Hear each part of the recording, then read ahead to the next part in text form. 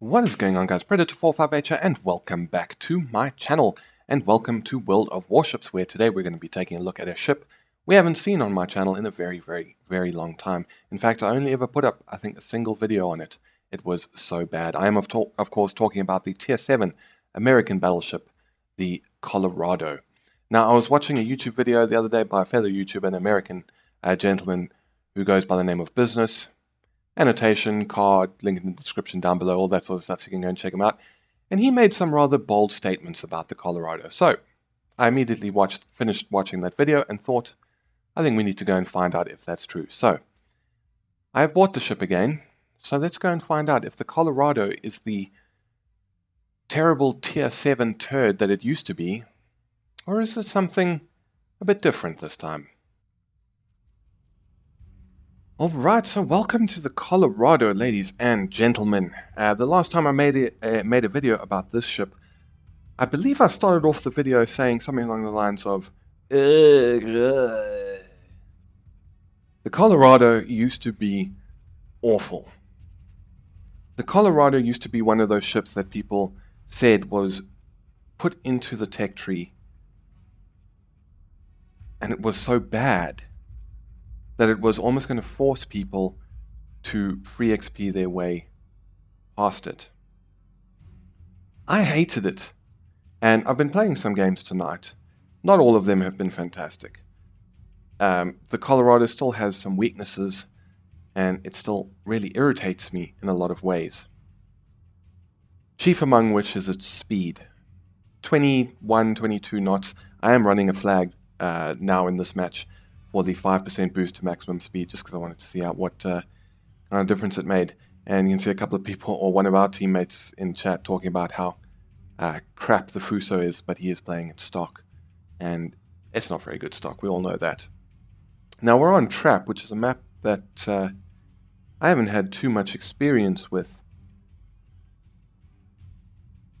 So I'm not entirely sure where to go. I was kind of, at the beginning, I was pointing up towards sea. I considered going up there, but no one seems to be going there, so I decided that I was going to turn to port and come along with all of my friends.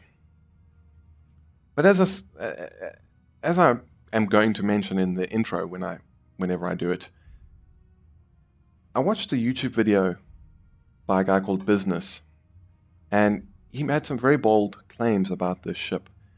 In fact, he even came out and said that this is now the second best battleship in the American tech tree. Just think about that for a minute. This used to be one of the absolute worst, most vile, most hated battleships for a number of reasons. One, it's slow. Two, the reload on its guns was something like 35 seconds. 3, the range on its guns were bad, and 4, they were not particularly accurate. And we can see some fire going on. A lot of enemies spotted on the minimap, but we don't have visual on any of them yet. But apparently it's been given several buffs over the past few months. The reload rate, and there we go, we got 2 Fubukis at 23 kilometers. The reload rate has come down from 35 seconds to the more standard 30 seconds. Your range, once you're fully upgraded, and if you use the what do they call it now, the artillery plotting room module, which gives you that 16% boost to max range, that actually brings your range up to about 19.2 kilometers, which is not bad. You can live with that. So I'm curious to see. He also mentioned accuracy and how that had improved, so I'm very curious to see if that is indeed the case. Unfortunately, as with any American battleship below Tier 8, it's a pain to just get into position. Now, I've played 5 games tonight, maybe, before this one. None of them have really been worth showing. This is still not a battleship you're going to have an awesome round in every time, simply because it is so slow. Like, for example, if let's say half of our team had gone to C now and the other half to A, and we then got like 3/4 of the way there and then suddenly saw all of the enemy was down here, I'd spend the match doing pretty much nothing because it would take me so long to get back. So again, and we're almost in range of some of these guys. Almost getting there. So again, same problems I had with New Mexico and New York. If you make the wrong decision at the beginning of the match, where you're going to go, and Fuso is very nearly in range, it's pretty much going to ruin your game. You've almost got to kind of wait for the enemy to come to you. He's at 19.7 now. We can select him now. Okay, so it's going to take 11 seconds or so to fire full salvo. The shell velocity on this is pretty good. 11 seconds to get to 19 kilometers is not bad at all. And these shells are actually looking pretty good. Might be a bit far forward. Never mind. 2 citadels and a single hit for, what was that, 24,800? And we pretty much wiped this guy out. And that right there is the thing with the ship. The guns. And we only actually fired 3 turrets. I didn't even notice that. I thought we had fired all 4, but obviously another weakness I'd say is the firing angle to get all 4 guns on target, and he's turning too much, those are all going to miss, is you got to flatten out a little bit too much, and that's just what happened there. Within rear turret couldn't quite get the angle. So entire enemy fleet pretty much has come this way. Let's see if we can maybe swing out and get a shot on the hipster. Let's fire there.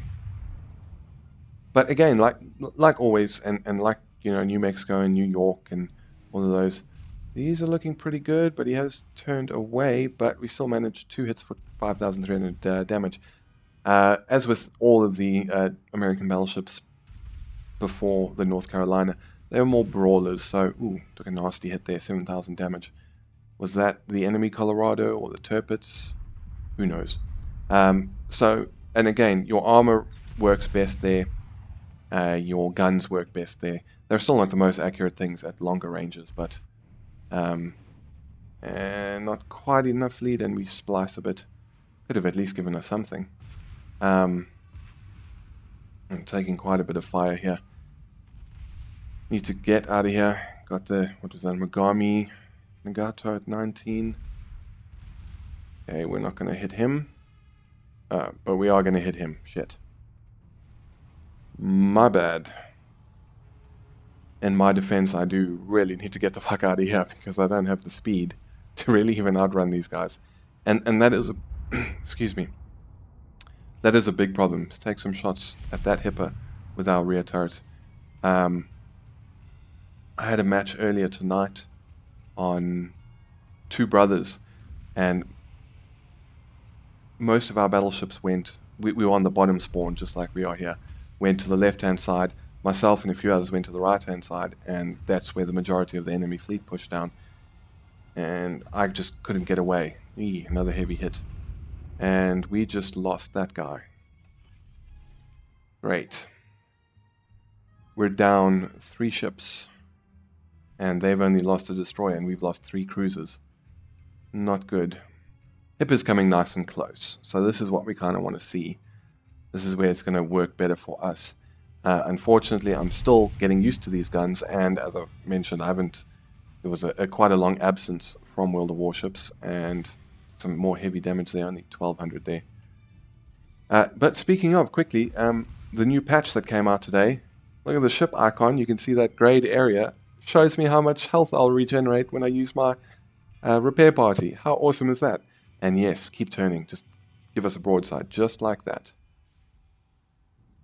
And we're nearly ready to fire. I imagine he's probably going to continue that turn, so I'll aim a little bit higher. And these are looking okay. Pretty good, actually. 2 Citadel and 3 hits for just under 22,000 damage, and we've pretty much wiped him out. And I must say, but I was saying about that match on Two Brothers, I couldn't get away. My team was running for their life, so they're not actually going to, obviously going to stick around and provide me with support because they'll get killed. And that was incredibly frustrating. He's coming straight at us. We'll fire like that, and he immediately begin turning to starboard. And we take 1 hit for 2,000. How are our shells doing? 4 hits for 8,000. So we win that little engagement. Then I had another terrible match on Two Brothers. my entire team, again, starting from the bottom of the map, my entire team, literally the entire team, went up the left flank. The enemies, like 90% of the enemy's team, went down the right flank. And 3,000 damage. How do we do? Not the best dispersion on this salvo. Only one hit for 1,200. And we did land up winning it, but only because one by one some of their ships came back to try and defend, and then we destroyed them and won on points. But it was a really, really lame match. I hated it. So not all matches have been fun, not all of them have been enjoyable, but one theme, fire over there, has remained constant throughout. And let's use our repair party again. Such a great feature. I know some mods apparently were doing it. One hit for no damage. But it's great that it's in the base game now.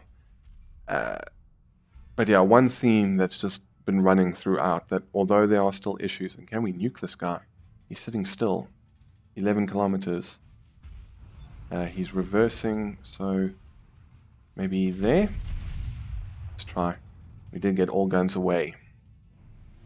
And unfortunately, we didn't quite aim far enough back, so I only got 2 hits. But I wonder how much damage that was. He disappeared just before we could see. And Tirpitz looks like he took a pretty big hit there. Fubuki coming in. Slow down, going to reverse. I think he's still going to hit us anyway. But basically this ship is just nowhere near as bad as it used to be. Also, like, it used to have horrific accuracy as well. Not necessarily if you go and look in the stats. You see, like, we got these 2 shells grouped right together. 3 hits for 3,700, unfortunately was angling a little bit. But that, like, never used to happen.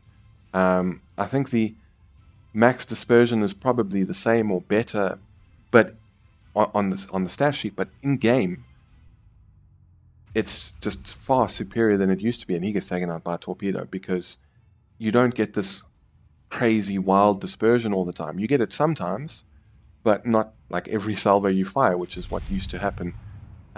Nicely grouped salvos were very much rare, and these are looking good. 7 hits for nearly 16,000 damage against the Tirpitz. But I mean, we all know that's a very meaty ship. Although it might be difficult to Citadel, it's certainly not difficult to do big damage numbers on it. Now, we don't want to get too close because obviously he does have torpedoes. I'm just going to flatten out a little bit, get all guns on target, slowing down, and some nice dispersion again. 4 hits for 8,000 that time, so not quite as good. Unfortunately, we have been set on fire by the hipster. And is he going to take a torpedo?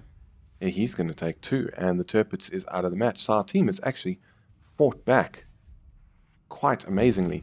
The one thing you will notice about the Colorado, and it's the same complaint I actually had about Nagato, is that they do seem to, these tier 7s, I don't know what it is about the tier 7 battleships. How are these shells doing? Looking good. 6 hits for 7,400. But these tier 7 battleships, they just seem to catch fire like a lot more than other tiers. So I would recommend on this ship, if you do land up playing it again, or if you haven't played it yet, anything you can do to reduce the chance of fires with flags, or reduce how long the fire burns with flags, or captain skills, all that stuff, or modules, do it. Because this thing does seem to burn a lot. Now, we're just going to wait because he's going to have to turn sooner or later. Else he's going to run straight into the map border. And there comes a turn, so we'll fire again. We'll fire a full salvo. And just a little bit too much lead. 2 hits for 5,000. But yeah, it's better than nothing. Nagato's opening fire now. Hipster's coming in with more shots. Business said like the bane of this ship's existence was the Miyoko, which is true, but it's also the York, because that thing can pretty much fire at you at the same range you can fire at it. And these are looking good, or pretty much the same range. Looking very good there. 5 hits for 12,200. and we leave him on 528 hit points. Are you kidding me? That is some bullshit, son. Another hipper. Torpedoes scared me a bit, and yeah, I could see that coming. Nagato kills that guy, so we're going to go and try and kill this guy. Now, hopefully he has fired his torpedo tubes. Well, we know he has fired them, but we obviously don't know which side he's fired. Did he fire port or starboard? But we're not stupid. We know there's going to be torpedoes coming, so let's just poke our nose around the corner. And actually, I think there he fired torpedoes. You see those like puffs of smoke from the middle of the ship. I've never noticed that.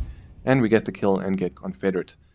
So immediately start turning hard to starboard and hope for the best. Unfortunately, if we do take a torpedo hit now, we will not be able to. And there they are. We will not be able to repair any hit points. We are out of our repair party. Destroyer sitting still, 18 kilometers away. So I'm going to take some sniping shots at a destroyer in a battleship, which is something I've never done before. Ooh, we got a hit. 1240. We can get two, we could finish them off. But unfortunately only one more. And in fact, even a second hit wouldn't have finished them off. It would have left them on like 400 hit points. So, two enemies remaining. We have A and B. Enemy has C. They have 130, 120 point advantage. But we will be closing that gap rather quickly. It might take a while to find another target. So let me just stop talking and I'll rejoin you when I've got something to shoot at.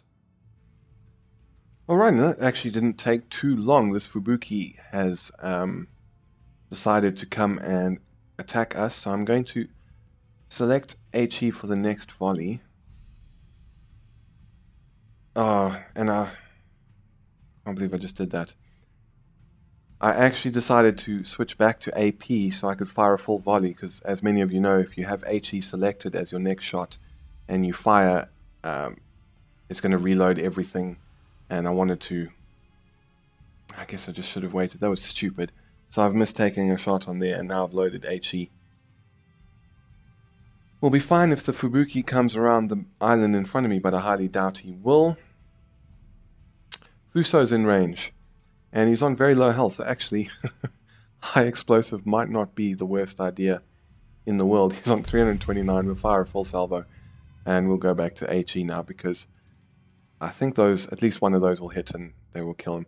So I'm going to start slowing down because I highly expect, and there we go, torpedoes to be in the water. You can see the Fubuki smoke screen. And there we have the point advantage now. So I think we have actually managed to pull this back into a victory, unless everyone does something completely stupid, especially the battleships. And there come the torpedoes, like I have a crystal ball or something. And where is this Fubuki going to go? Is he going to sit there? Is he going to come out in front of us? Is he going to continue down along the left-hand side of the island, which is what he's doing? So let's get our guns turned around.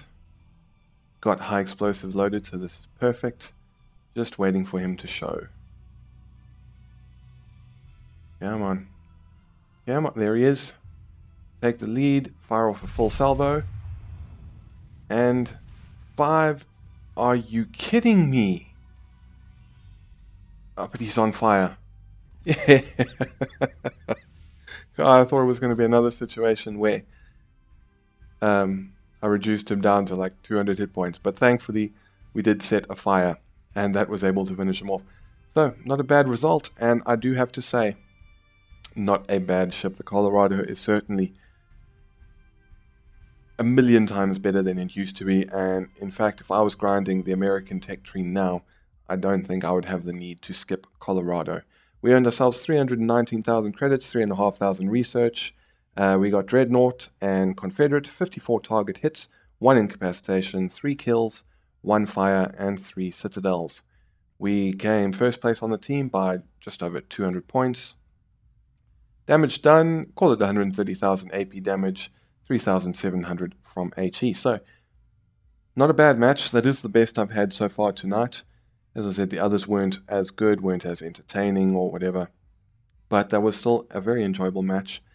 And I can't believe I'm saying this, but I actually enjoyed playing the Colorado.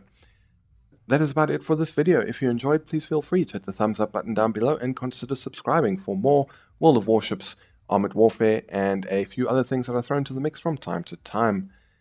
But yep, that's it from me. Thank you very much for stopping by. This is Predator 458 signing off, and I will see you guys next time.